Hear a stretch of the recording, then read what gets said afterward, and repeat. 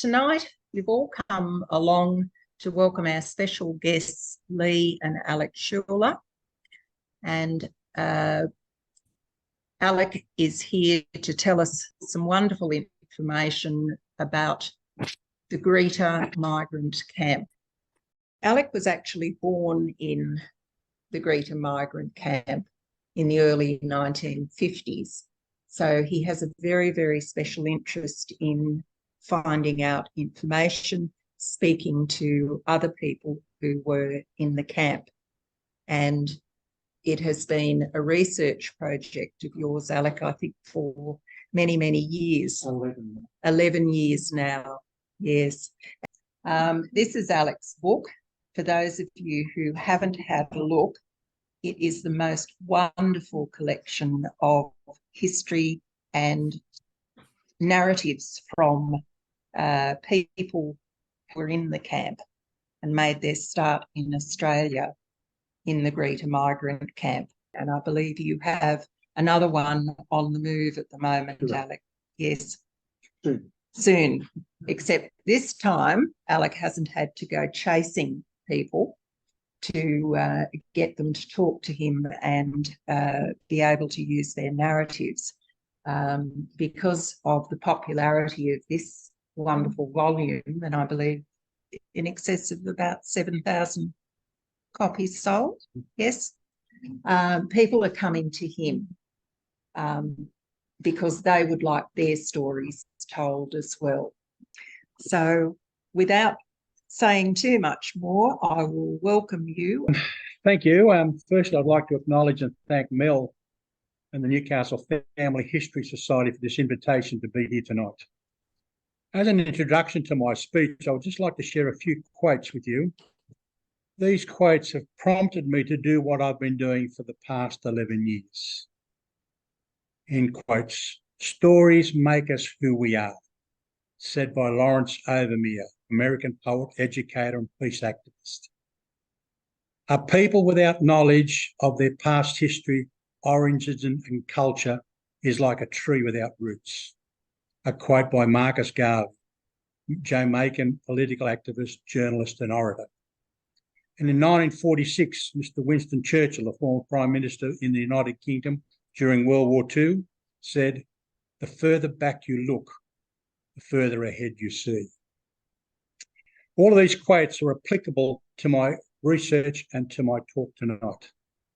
I've had these three quotes on my wall in my study for 11 years. I look at them every day as I sit in my chair. They inspired me to write my first book on Greta Camp, which is this one here. I started my research for this book in 2012. Our book was published in 2020, and I'm currently working on a second book on Greta Camp.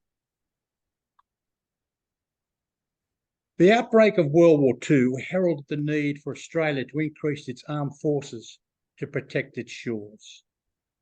As a result, areas like Greta became a prime site for the establishment of army training camps.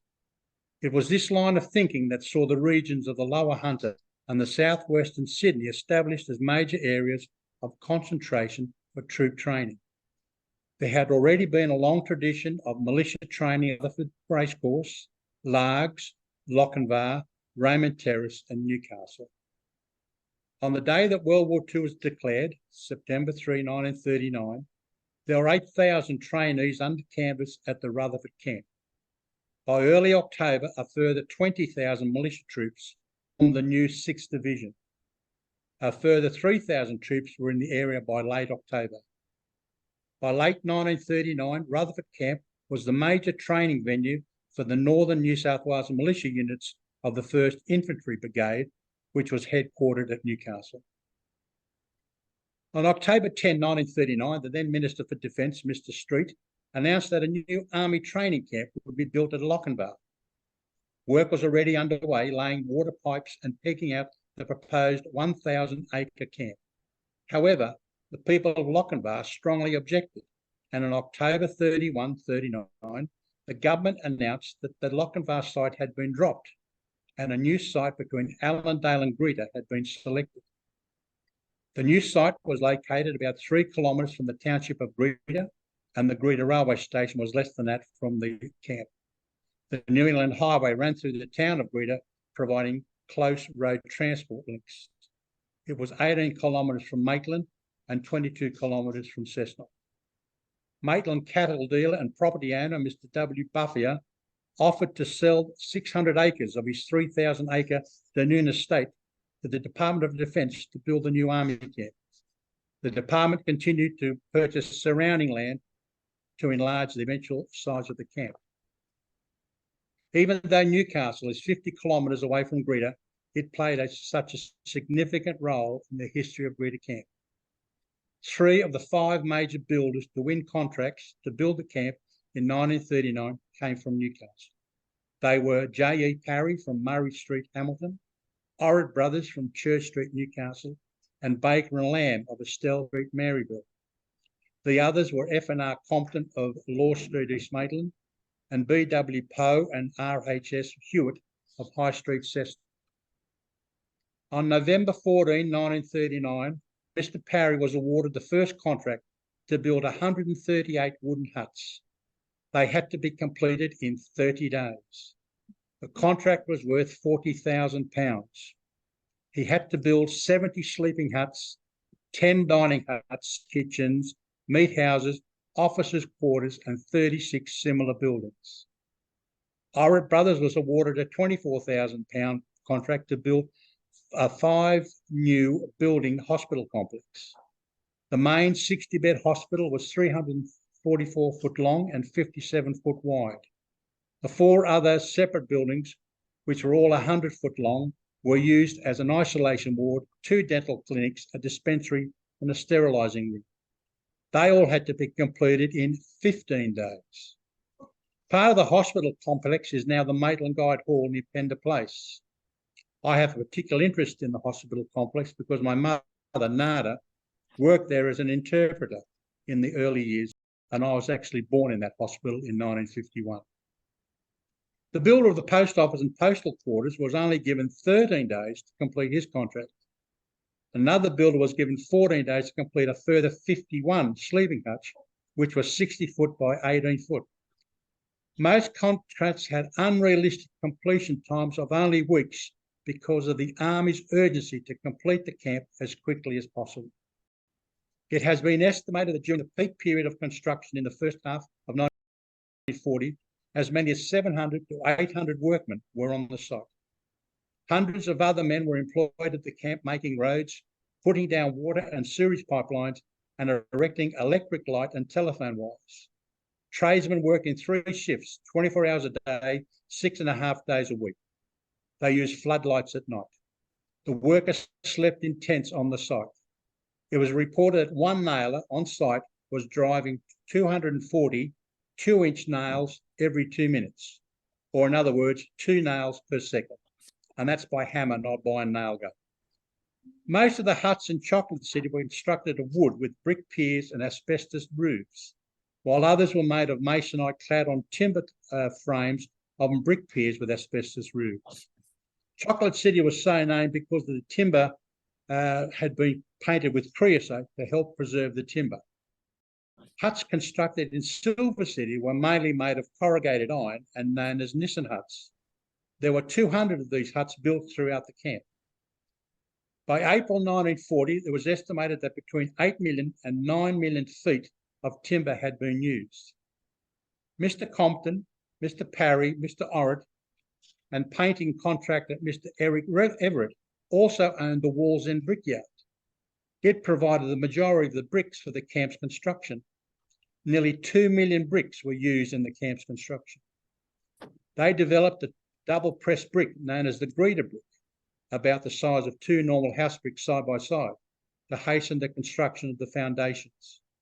Construction was still being carried out when the first soldiers marched into the camp in late 1939. More contracts were let in mid-1940, heralding the start of Stage 2 expansion of the Army camp. It is estimated that at the end of 1940, more than 450 separate buildings had been built at Greta Camp, including 250 sleeping huts. Greta Camp became the largest Army training camp in Australia and one of the most important of World War II. It housed up to 6,000 trainees at any one time and more than 60,000 overall. When completed, the campsite had become a self-contained city containing the city facilities that most small towns could only dream about. It had the latest and most modern fully equipped hospital, dentistry and x-ray facilities, water and sewage. Greta Town did not even have water connection until 1946. Electricity, its own transport division, including trucks, buses, ambulance, and a fire engine. Post office and bank, telephone exchange, 2 cinemas plus a large recreation hall, which included an extensive library, 3 churches, a police force and lockup, a selection of sporting facilities, 32 kitchens and dining halls, laundries and showers with 24-hour hot water, large cinemas, an incinerator to dispose of most of its garbage, and one of the largest refrigerated storage facilities in the country.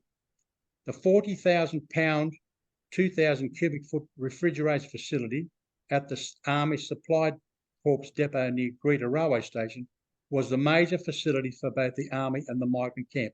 When built, it was the largest facility of its type in Australia. Another Maitland builder, Mr. John B. Berg, also known as Jack, was the honorary builder of the Cusa Hut, which is the Catholic United Services Auxiliary Recreation Hut, which opened in July 1940. It was located on land across Camp Road, near the main gate, at the foot of Mount Molly Morgan. I'll just, if you can direct yourself to the map, what I'm referring to is number 12 on the map. As you can see, it's down in the middle of the page there. Now, just while we've got the map there, that conglomeration of buildings, say from 1 to 17, that was Chocolate City. They were all the timber buildings that were in the camp. And the Silver City sitting over on the right-hand side was all the Nissen huts. And on the extreme right was the hospital. So that was a fairly spread out camp. It had everything you needed. The hut, which cost £600, was built from donations made by parishioners from the Maitland Newcastle Catholic Diocese soon after the outbreak of World War II. Between 1949 and 1960, the Cusa Hut became St Anthony's Catholic Chapel and primary school for migrants living in the camp. After the camp closed, the building was moved to the Newcastle Aero Club's new site at Rutherford and became its social club. It still stands proudly today. Jack's only son, John, who was also a builder, still lives in Morpeth. I just diverse a little bit there. After the camp closed in 1960, flying instructor for the Royal Newcastle Air Club, Bernie Saroff, was approached by 2 priests who wanted to learn to fly, Catholic priests. So Bernie took them up and they were flying all over the valley. And in the flight, Bernie just happened to drop to ask the priests, did they have any knowledge of a spare building? Because the Aero Club was being forced to move from Broadmeadow up to Rutherford because of expansion of homes in Broadmeadow. And one of the priests said, yes, well, we've got the old St Anthony's church near Greta Camp. He said, it's been vacant for quite a while.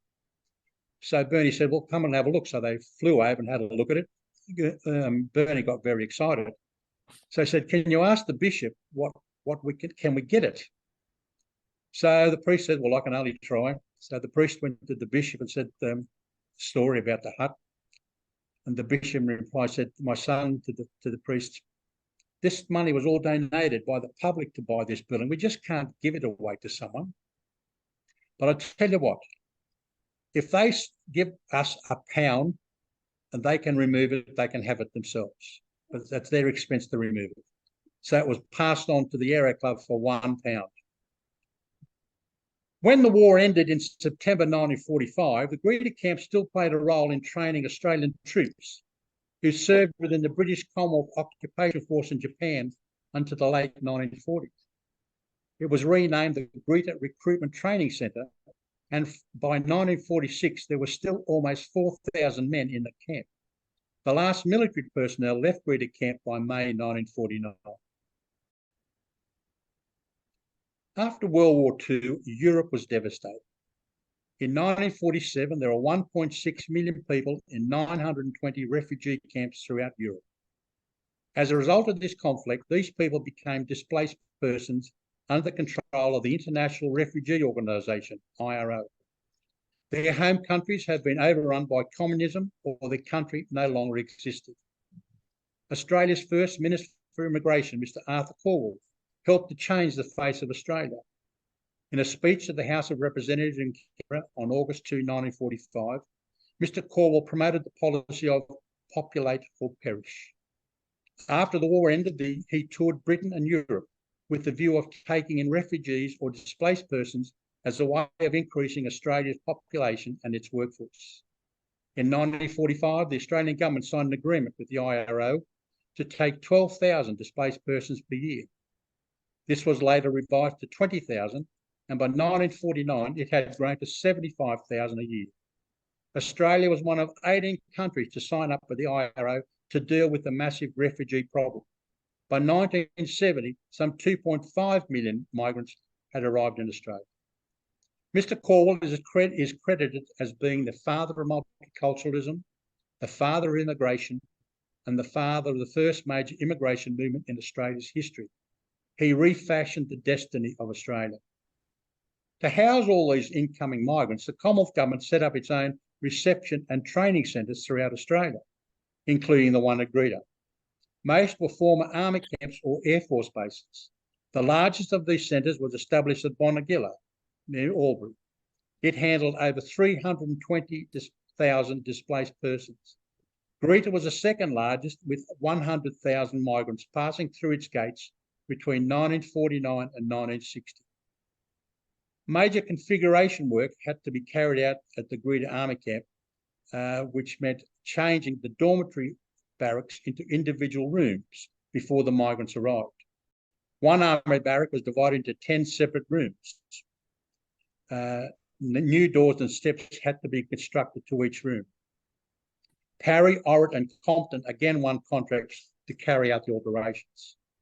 Extra wooden huts were also built in Chocolate City, and a large conglomeration of Nissan huts were also added to Silver City.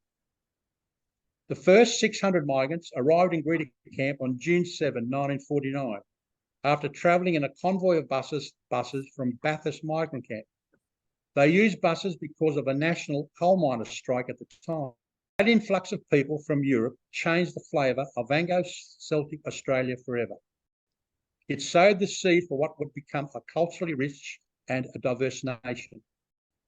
Newcastle played a significant role in that change, and once established, contributed greatly in its daily operations. Over 11,000 migrants arrived directly into Newcastle Harbour on ships which sailed from war-torn Europe. The Fair Sea, which landed in Newcastle on August 19, 1949, was the first of 13 ships to sail directly from Europe to Newcastle. It was the first non-capital city landing in Australia. The 1,896 passengers were offloaded and taken by 4 steam trains to Greta Camp. A fleet of ambulances met the ship because most of the 347 children and 85 babies on board had contracted measles. Patients were transferred to Newcastle, Maitland and Greta Camp hospitals. Irene Solomko, who turned 1 on the day that the Fair Sea docked in Newcastle, died in Greta Camp Hospital 4 days later. She is recorded as the camp's first death and the first camp occupant to be buried in the Greta Town cemetery. Her funeral was also the camp's first. 7-year-old Latvian-born Mayra Kalnins was also on the Fair Sea. She had been selected as the 50,000th migrant to arrive in Australia. A koala presented to Mayra by Mr. Calwell to celebrate the occasion is now on permanent display at the Greta Museum. Many migrants were depressed when they saw the camp as the train pulled into Greta railway station. All they could see were just rows and rows of huts, which resembled another concentration camp. After living in refugee camps for years, many found it unbearable. You can just imagine the distress. This is in quotes. "They're going to put us in huts again," said one migrant. While crying and looking at their new home through the railway carriage windows, comments like, my gosh, what have we done? Or we have come to a place like hell. And oh no, not another camp. This is the end of the world. Some had to be literally dragged off the trains at the station so they could go to Greta Camp. But for the most of the new arrivals, Greta was a great relief after many years of journeying and living in numerous camps throughout Europe. A fleet of buses transferred the migrants from the Greta station to the camp. Here they were processed in the big cinema hall. Now, the big cinema hall that I just pointed out to you is number 33. When it was built, it was the largest building of its type in Australia. After the camp closed in 1960, it was purchased by the Tali Bible College at near Karua. Those people, after the camp closed, they single-handed, manually, the hall was 120 foot long. So every 10 feet, the ladies came up first and they marked a line down the wall, across the floor and up the other wall, and they numbered each board, 1, 1, 2, 2, up to 7,000, 7,000. They marked the whole 120 foot of the hall by a line. When that was completed, the men came up with hand saws, not electric, hand saws, and they then physically cut the hall along those lines that the ladies had made. When that was done, they then made their own jigs from trees from the Bible College property and put them on some wheels and then dragged and carried these sections of the hall back up to Karua. And after a while, they then reassembled. And today that hall is still there in the same colours that it was there in Greta Camp. It is still there up in Karua. So I get goosebumps when I even see it today. It's an amazing place. It's a bit of history. With the fleet of buses transferred migrants to the Greta station, they were allocated their a room and issued with 2 blankets, a toilet roll each, and eating utensils. The inside of the huts were even more depressing. The 60-foot-long barrack-style huts were divided down the centre and partitioned into 10 cubicles measuring 9 foot by 12 feet. The external walls were lined, but the internal walls were not. They were very little privacy, as the dividing walls didn't even go to the top of the roof. When the migrants first moved in, many of the partitions had not even been built. Migrants used blankets at privacy walls. A shelf was installed in each room to serve the purpose of a hanging wardrobe. Each person was allocated a canvas bed. They were given a grey and white striped pillow, grey filled with kapok, and 2 grey army blankets. 95% of Greta Camp's population was separated. One of the conditions of coming to Australia was that the migrants had to agree to work for the government for 2 years to repay their sea voyage. Migrants went to work where the government sent them.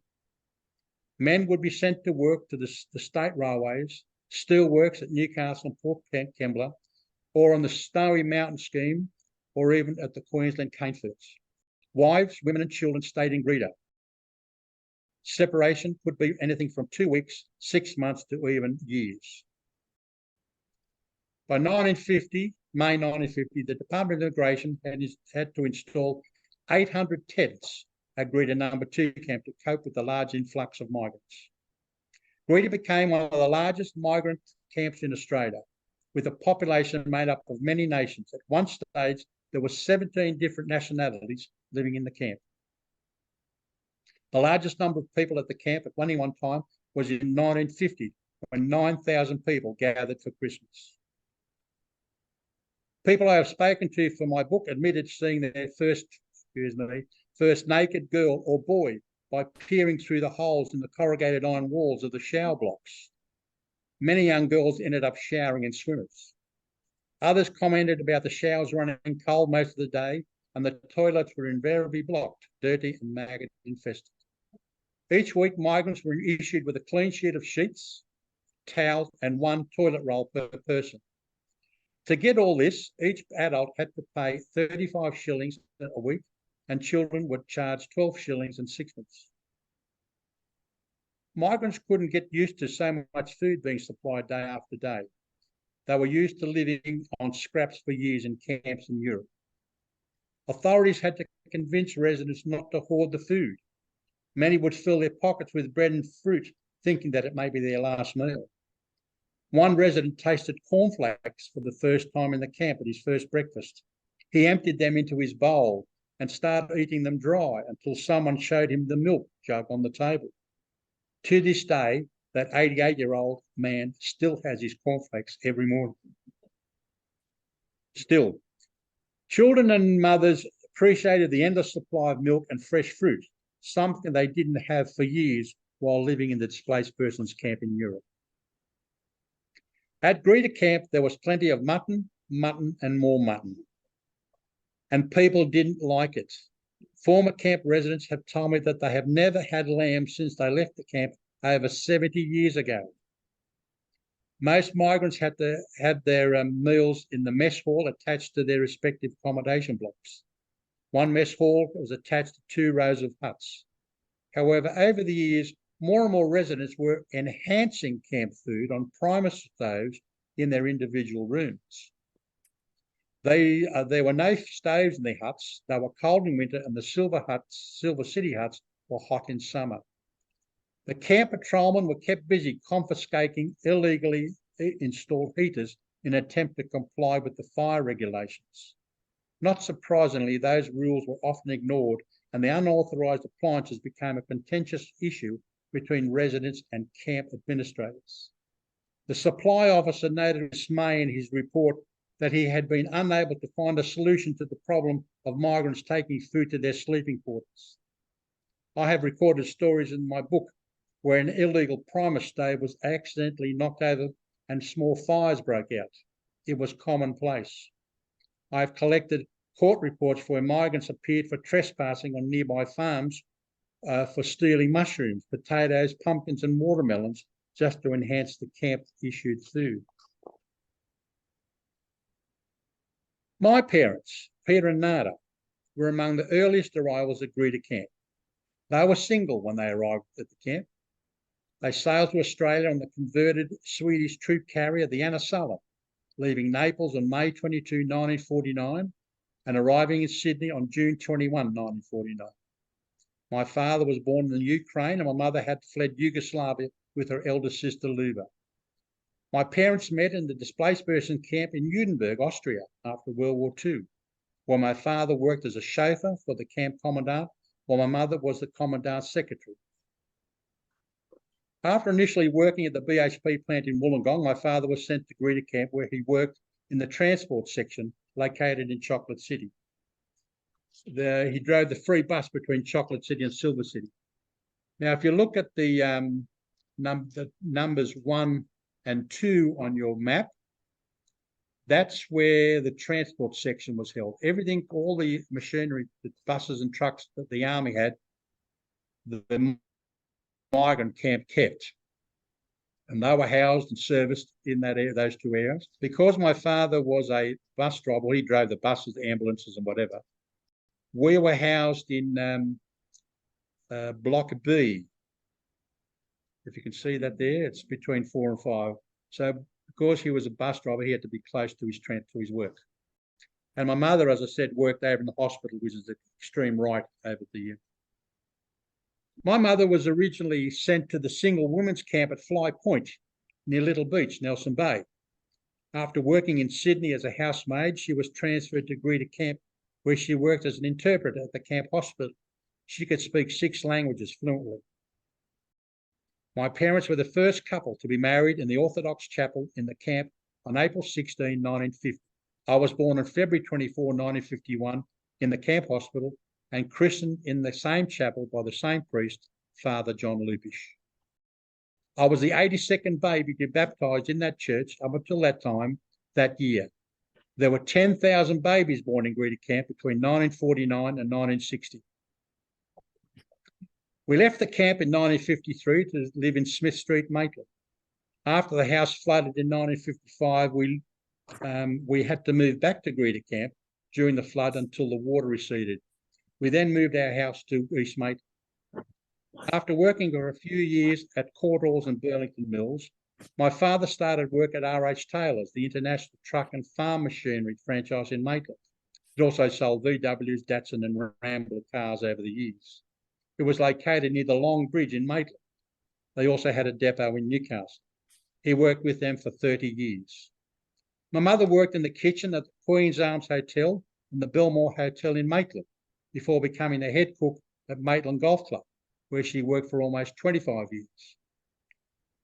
After attending Tanambut Public School and Maitland Boys High School, I was invited to become a cadet journalist with the Maitland Mercury 2 days after completing my high school certificate in 1969. I studied shorthand and typing at Maitland Technical College. I was the only male student amongst 44 females. It was hard to concentrate. For the next 30 years, I worked in newspapers in Wollongong, Canberra, and back to Newcastle and the Herald. During my career, I covered local, state, and federal politics, local, district, and Supreme Courts, and in my later years, I was the Herald's Chief of Staff. I was the editor of the Herald's Hunter Business magazine when I retired in 1999. Since retiring from work, I have written 3 books. The first one traced my family's journey from Europe to Australia. The second book was recording 50 years of Maywell Industries in Maitland. And my third book is this monster. I'm now working on another book about Greta Camp. Apart from writing, I'm also Vice President and Life Member of the Hunter Multicultural Communities Inc. and a member of the Greta Museum. I also led a 10-year campaign to have a monument built near the main gates of the former Greta Camp. It was built in 2020. I started researching and writing Beneath the Shadows in 2012. It was published in 2020, and we've now sold copies throughout Australia and 5 overseas countries. It is in every state and territory capital library, as well as the National Library in Canberra. It is also in most libraries throughout the Hunter Valley as a reference book. I spent 8 years interviewing hundreds and hundreds of people, necessitating travelling throughout Australia and parts of the world collecting information. I believe this book is a living record of what life was like in Greta Camp between 1949 and 1960. Former camp dwellers tell their own stories in their own words. In the beginning, I door-knocked every house in Greta and Branxton. I was looking for people with a connection to the camp. Many had been crying out to have their stories told after bottling them up for nearly 70 years. I also spent months walking around local cemeteries. The inscriptions on the headstones give names, birth dates, date of death, as well as parents, siblings, and sometimes reasons for their passing. I use these details to help with checking and cross-referencing.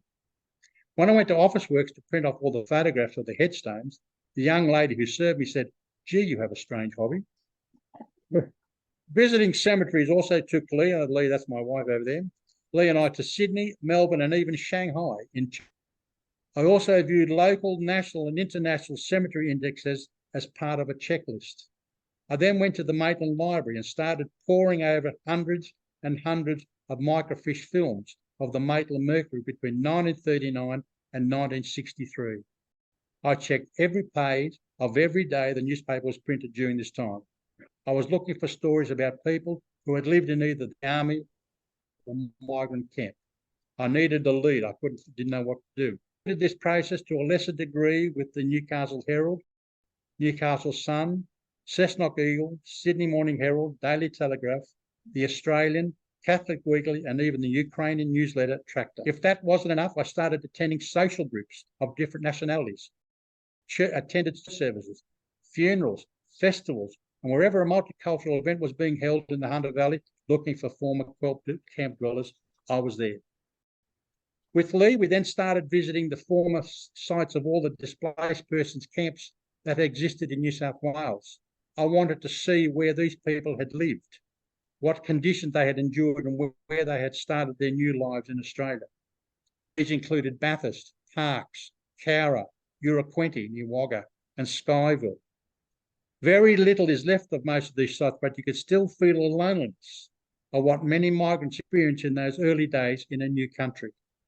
If you ever get the chance, make a visit to the Bonegilla migrant experience near Auburn.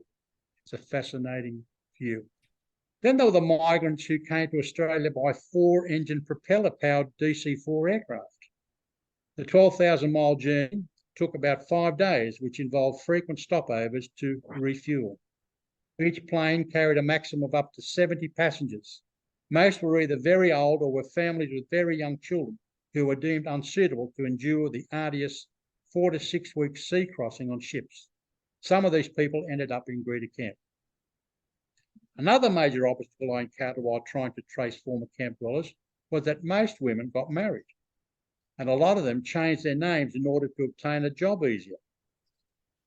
I came across the one girl who was born in Greta Camp in 1952 to Polish parents. They left the camp in 1958. She became one of Australia's leading track and field athletes, collecting more than 360 medals from across the world. She was only 10 when she raced against the legendary Betty Cuthbert.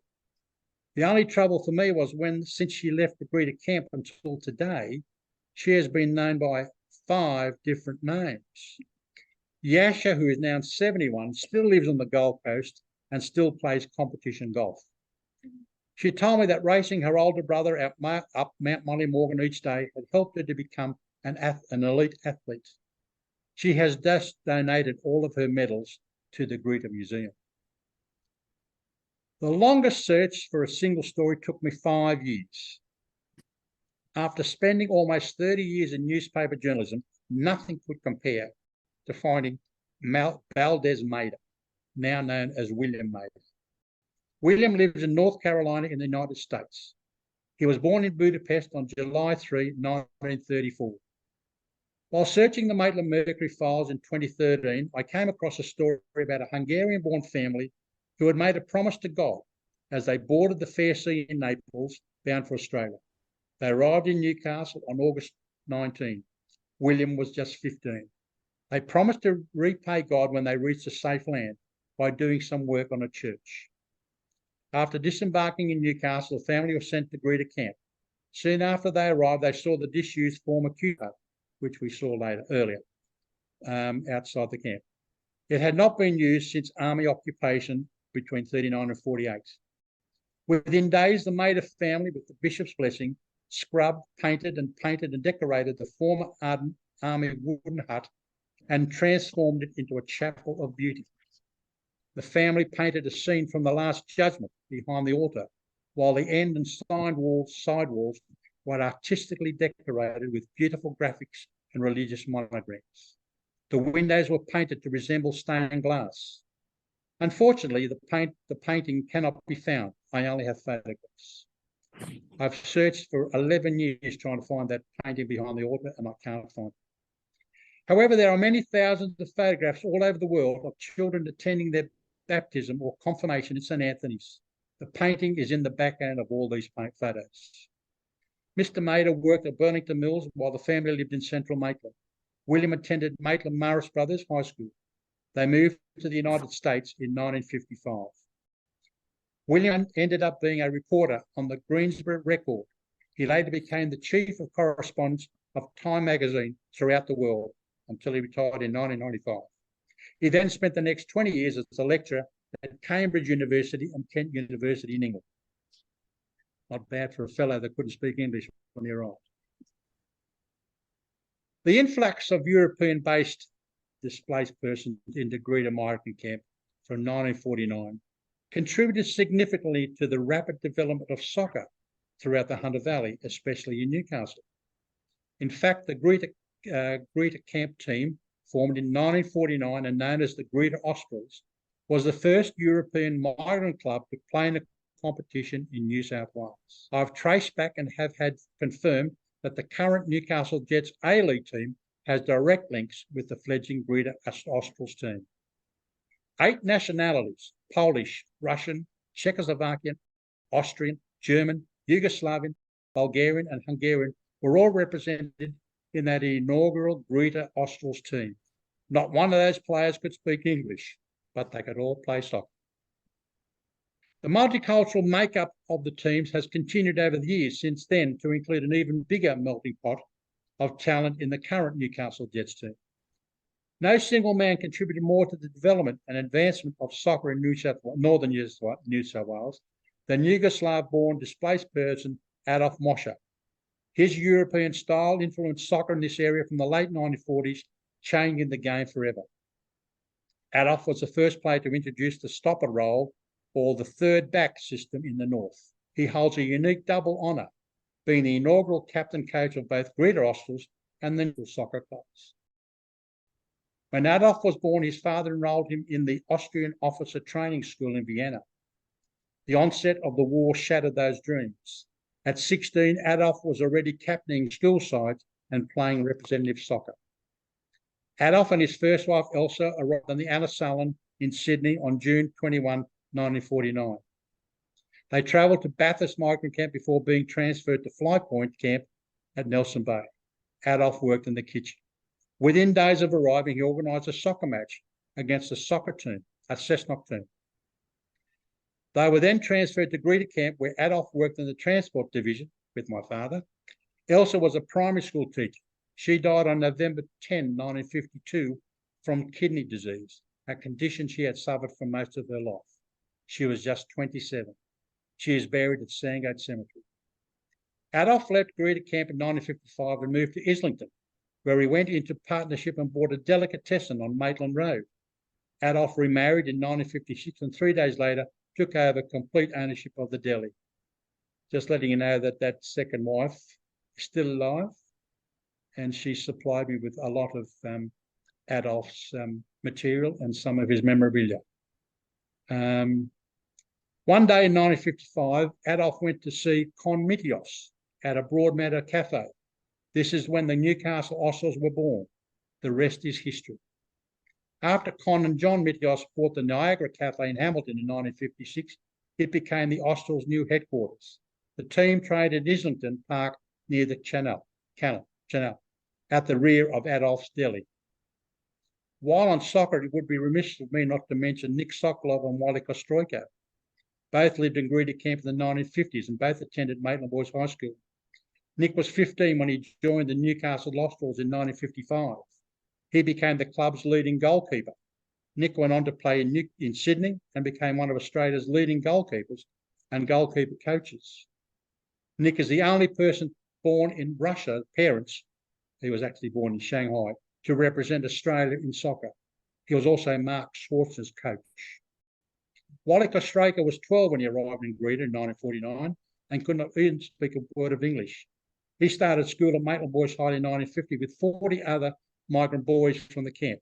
Their class was called 1NA1, in brackets, 1 New Australian 1.